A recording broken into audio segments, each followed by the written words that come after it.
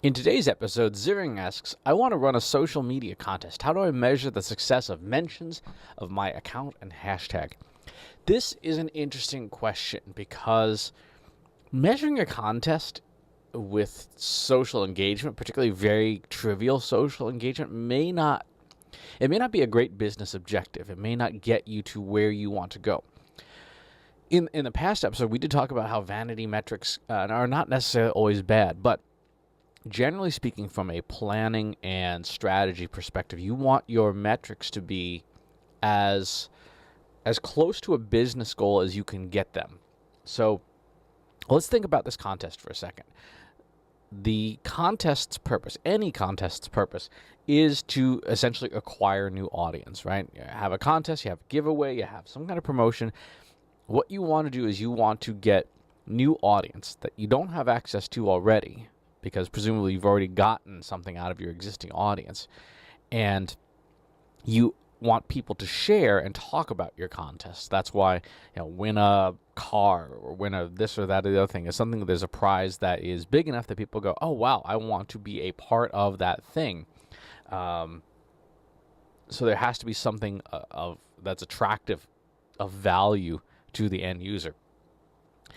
In order for the contest to be successful in getting you new reach, getting a new audience. So if we think about the campaign goal as being new reach, new audience, then what are the metrics, the KPIs that go downstream from there that lead to a business goal? The business goal is almost always going to be something like make money, right?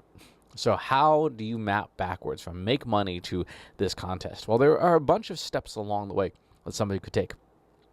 Somebody could, yes, follow your account, in which case you then have access to them through the social media platform's advertising tools. You can advertise to anybody who follows you. You can advertise to people who use certain terms. But generally speaking, the more concrete the action, like follow or subscribe or whatever, depending on the platform, the easier it is to advertise to that person.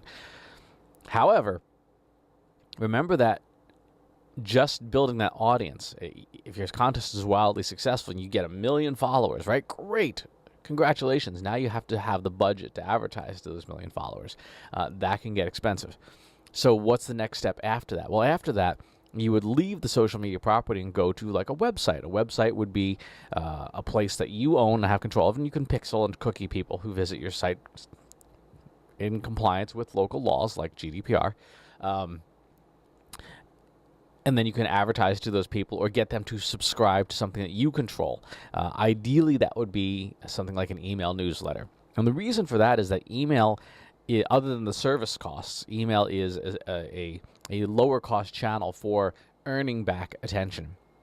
As long as what you're sending people is actually valuable, it helps them, it entertains them, it does something along those lines that is of benefit to them. Email is a great channel for that. So is a blog subscription for people who subscribe to blogs. There's a certain audience for which that works really well for. And then downstream from there, what are the goals after that? Okay, you got somebody to subscribe to an email. Do you want them to install an app? If so, there are app metrics, and you should use a tool like Google Firebase to measure that. Is there a purchase funnel of some kind? You would use marketing automation software and CRM software to measure that and ultimately get down to your business goal. So in terms of measuring the success of this campaign, social media is the channel, but it is not where I would build the destination of the campaign. I would try to get people either to a website or to an email newsletter list so that you can capture that audience. Because remember, when you have somebody's email or their mobile phone number, either one, you can then re-upload that list back to social media advertising sites and target those people with custom audience advertising as long as the audience is big enough. So because you can do that, email is a great choice for being able to reach back out to people in multiple ways. You don't have to just email them. You can show them ads on YouTube and Google and Facebook and Twitter and all these different platforms. So I would say a good campaign goal might be to get the email address rather than tracking hashtag usage, right? Because that doesn't really do anything for you. And